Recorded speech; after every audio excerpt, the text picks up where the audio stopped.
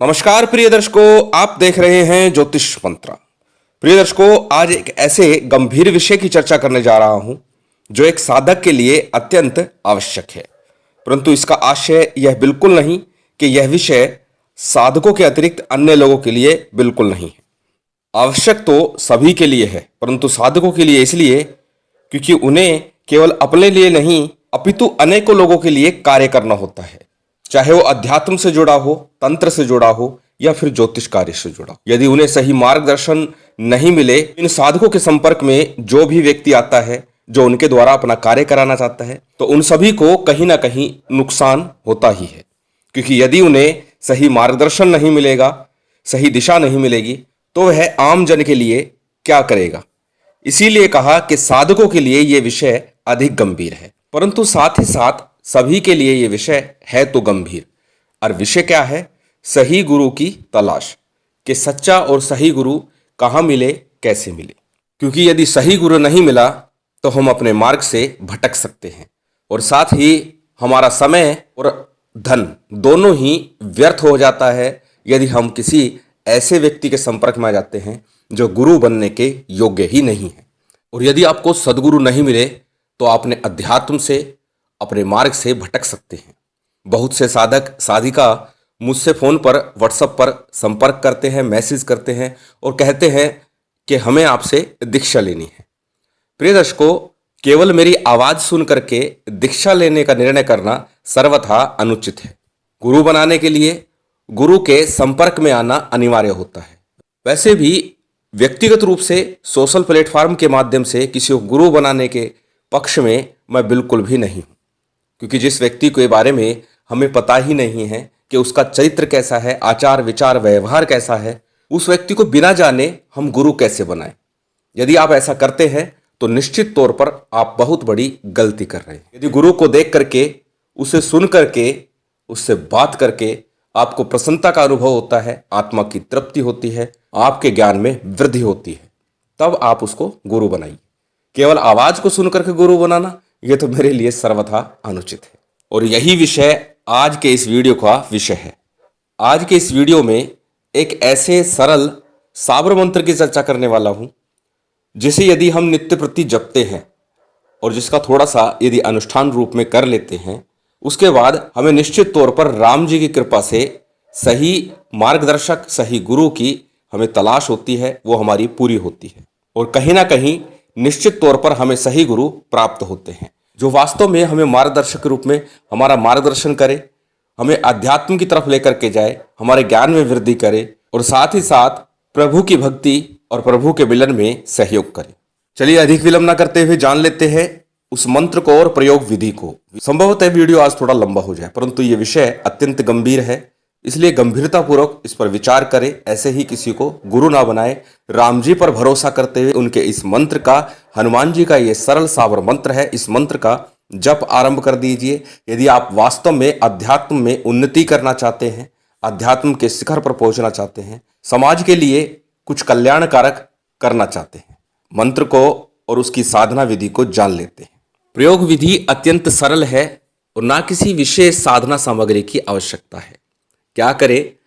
सर्वप्रथम किसी शुभ योग सिद्ध मुहूर्त में इस साधना को आपको आरंभ करना है। मंगलवार का दिन हनुमान जी के लिए सर्वाधिक प्रिय होता है, तो मंगलवार के दिन से आरंभ कर सकते हैं। अन्यथा कोई भी शुभ योग सिद्ध मुहूर्त हो, उस दिन इस साधना को आपको आरंभ करना है।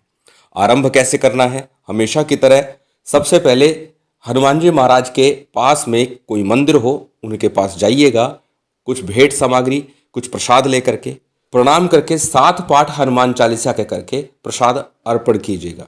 और साथ ही साथ 15 मिनट तक श्री राम जय जय राम या फिर सिर्फ राम राम राम राम राम राम राम राम इस प्रकार से 15 मिनट तक लगातार जाप कीजिएगा।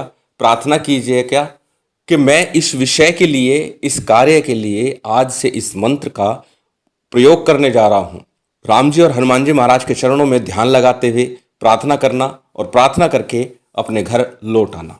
अब हमेशा की तरह सर्वप्रथम पूर्व या उत्तर मुख होकर के, यदि आप संध्या काल में करते हैं, हमेशा बताता हूँ उत्तर मुख होकर करिए, प्रातः काल में करते हैं तो पूर्व मुख होकर करिए। एक विषय और भी बताता हूँ अक्सर कि यदि आप देवी की आराधना कर रहे हैं, किसी कामना सिद्धि के लिए कर रहे हैं, तो उत्तर मुख होना ही श्रेष्ठ होता है। साथ ही साथ लंबी बत्ती का दीपक देवी आराधना में लगाया जाता है। यदि आप देव आराधना कर रहे हैं, शंकर की पूजा कर रहे हैं, राम जी की पूजा कर रहे हैं, नारायण की पूजा कर रहे हैं, हनुमान जी की पूजा कर रहे हैं, तो अखंड दीपक जो लगाते हैं वो खड़ी बत्ती का दीपक लगाते हैं। तो खड़ी बत्ती का दीपक पूर्व या उत्तर मुख होकर के आपको प्रज्वलित करना है। शुद्धि आचमन के बाद में संकल्प लेना है कि मैं अपने गुरु की तलाश में हूँ, मुझे सच्चा और संपूर्ण गुरु प्राप्त हो जाए। हालांकि यह विषय कठिन भी है, आज के समय में सच्चा गुरु मिलना थोड़ा कठिन है, परंतु प्रयास करेंगे तो अवश्य ही प्राप्त होंगे। संकल्प के बाद में सामान्य गणेश जी का, गुरु का, कुलदेव, पितृदेव, स्थान देव इत्यादि का आपको ध्यान करना है। पूजन विशेष नहीं है, मात्र उनका ध्यान कीजिए। जैसे हमेशा बोलता हूँ, ओम गणपति नमः, ओम पितृदेवाय नमः, कुलदेवाय नमः, स्थान देवाय नमः, इस प्रकार से बोलते हुए हाथ में अक्षत ले लीजिएगा।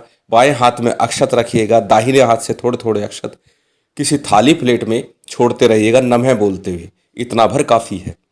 पूजन सामग्री अन्य आपके पास है तो पूजन कर लीजिए। हनुमान जी महाराज को भोग अर्पित करने के लिए चूरमे का या लड्डू का भोग आपके पास होना चाहिए, अथवा गुड़ चने का भोग भी आप रख सकते हैं।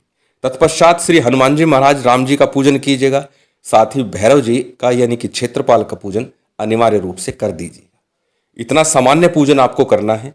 और सामान्य पूजन करने के पश्चात में सबसे पहले गणेश जी की, फिर गुरु मंत्र की एक एक माला। गुरु नहीं है, क्योंकि गुरु प्राप्ति के लिए तो सब हो रहा है, तो गुरु नहीं है तो भगवान शंकर के नाम की एक माला या अपने जो इष्ट हैं उनके नाम की एक माला इस समय में आपको गणेश मंत्र के साथ में करनी है। जब दोनों मंत्रों का जप आप कर लें तो उसके बाद इस मंत्र की नित्य प्रति कम से कम 3 माला का जप कीजिएगा। यथेष्ट तो एक भी है, परंतु मैं हमेशा बोलता हूं अधिकस्य अधिकम फलम। दूसरा, एक माला करते समय बिल्कुल भी आपका ध्यान एकाग्र नहीं हो पाएगा, क्योंकि इतनी जल्दी ध्यान लगता नहीं है। इसीलिए कम से कम 3 माला का संकल्प ले लीजिएगा और 3 माला नित्य प्रति करना आरंभ कर दीजिएगा। मंत्र आपकी स्क्रीन पर है, आप इसे देख सकते हैं, नोट कर सकते हैं और स्क्रीनशॉट ले सकते हैं। आराम से बाद में इसे अच्छे से याद कर लीजिएगा और याद करने के बाद में इस मंत्र का जप कीजिएगा। मंत्र आपकी स्क्रीन पर है, मैं एक बार बोल करके बता देता हूं। मंत्र साबर है और सरल है। मंत्र इस प्रकार है, हनुमान वीर राम नाम का रसिया, निगरा करे प्रणाम, दया करो अंजनी के लाल, गुरु दिखाओ गुरु मिलाओ, देवे राम नाम दुहाई तो को, सब भक्तन की दया करे शंकर के अवतार। मंत्र को पहले याद कीजिएगा और फिर उसके बाद साधना में रत होइएगा। जब तक मंत्र ठीक से याद ना हो जाए साधना में रत नहीं होना चाहिए, क्योंकि मंत्र जपने में फिर ध्यान नहीं रहता, ध्यान लगा रहता है मंत्र को पढ़ने में, और पढ़ना नहीं है जपना है। और जपा कब जाता है? जब मंत्र हमें पूरी तरह से याद हो जाए। इसलिए पहले मंत्र को अच्छे से याद कीजिएगा। अब प्रश्न उठता है, इसे कितने दिन करना है? साधना के रूप में लगातार 41 दिन आपको ये करना है, क्योंकि गुरु की तलाश है, कोई छोटा मोटा कार्य नहीं है। 41 दिन तो साधना के रूप में आपको करना है। उस दौरान किसी भी प्रकार का तामसिक भोजन आपको नहीं लेना है और सब प्रकार से ब्रह्मचार्य का पालन करना है। वैसे तो अक्सर बोलता हूं, किसी भी मंत्र का जप लगभग 3 महीने लगातार करना ही चाहिए। तो 41 दिन तो अनुष्ठान के रूप में आप कीजिए और उसके बाद नित्य प्रति कम से कम 1 माला का जप सुबह या शाम जब भी आपको समय लगे करते रहिए।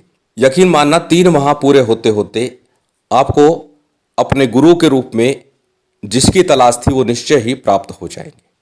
और साथ साथ जब आप इस मंत्र का जप करें उसके बाद बैठ करके 15-20 मिनट, आधा घंटा, जितना ज़्यादा हो सके उतनी देर राम नाम धुनि का जप करना है। संभवतः हो सके तो कम से कम 1100 बार यानी 11 माला का राम नाम धुनि का जप करना है। बिना माला कीजिएगा, जब भी समय लगे तब कर लीजिए, जितना समय लगे तब कीजिए, लेकिन जितना ज़्यादा हो सके इस साधना काल में राम नाम का जप करना है। बहुत ही सिद्ध चमत्कारिक मंत्र है, निश्चित ही आपकी सहायता करेगा सच्चे और सही गुरु को मिलाने के लिए। प्रिय दर्शकों, विषय की गंभीरता को समझें और ऐसे ही किसी को गुरु ना बनाएं। गुरु बनाने के लिए पूर्णतः उसके चरित्र को, उसके व्यवहार को जानना अनिवार्य होता है, उसके ज्ञान को जानना अनिवार्य होता है और साथ ही साथ शिष्य का भी ये धर्म बन जाता है। यदि आपने गुरु बना लिया है तो फिर आप उसकी आज्ञा का उल्लंघन नहीं कर सकते, क्योंकि गुरु होना बहुत ही महत्व का काम है। शिष्य होना उतना ही महत्वपूर्ण बन जाता है। शिष्य को यदि गुरु नरक की तरफ भेजता है तो उसे स्वर्ग समझ करके उसे जाना ही होगा। इस विषय की गंभीरता को समझे और इस मंत्र प्रयोग को करके देखें। राम जी की कृपा से सही गुरु की तलाश आपकी अवश्य पूरी होगी। महामाई की विशेष कृपा बनी रहे, राम जी की कृपा सदा सर्वदा आप लोगों पर बनी रहे, यही कामना है। और उम्मीद करता हूं आज की ये जानकारी, ये वीडियो आपको अच्छी लगी होगी। यदि अच्छी लगी हो तो कृपया लाइक कीजिएगा, शेयर कीजिएगा। यदि चैनल पर नए हैं तो सब्सक्राइब कर बेल आइकन बटन दबा दीजिएगा। जय माता दी, जय श्री राम।